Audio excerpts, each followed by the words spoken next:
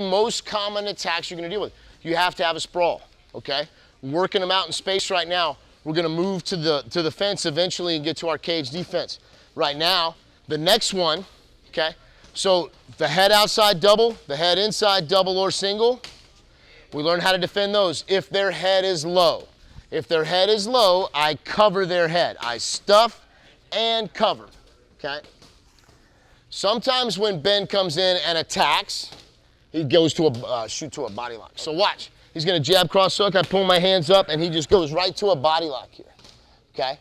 Now, sometimes his head's on this side, okay? Sometimes his head's on this side. A lot of times it's right here, he's got head position is what he's looking for.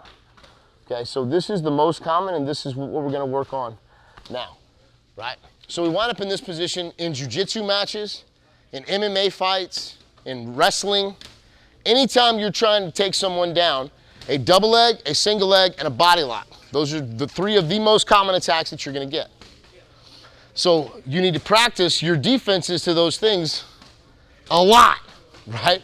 Because that's what, you're gonna get some variation of one of those three things most of the time. And if you understand the fundamental concepts and principles of our defense, whether you're on the fence or out in space, it won't matter, okay? So watch, Ben's gonna shoot into his body lock here, okay? First thing I gotta do, he's got an underhook, so what do I have to do? I have to overhook, okay?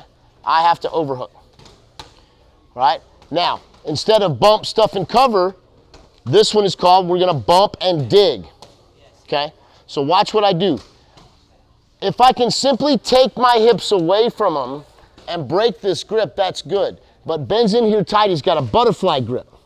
You see that? So I can't get upright and tall. See how light I just got, Ben? Feel how light I just got? I have to sit down and I want to anchor down here. I anchor my hips. I also don't want to be squared up. This is too easy for him. Now he can step and trap me either direction.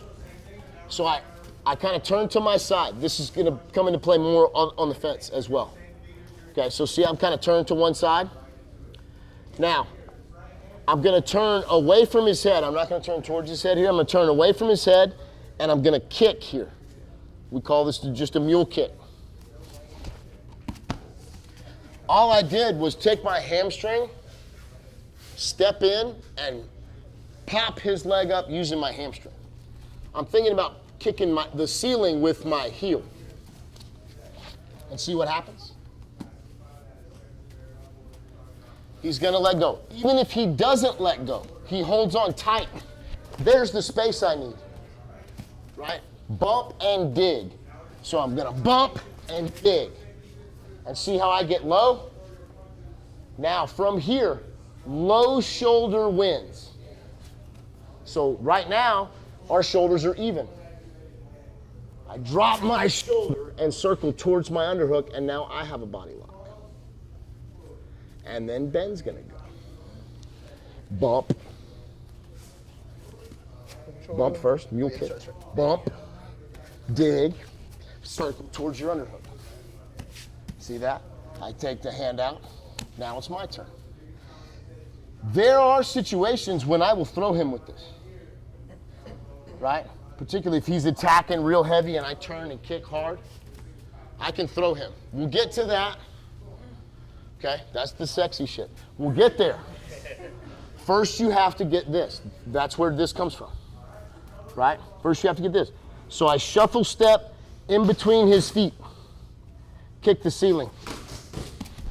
Take my underhook, low shoulder wins.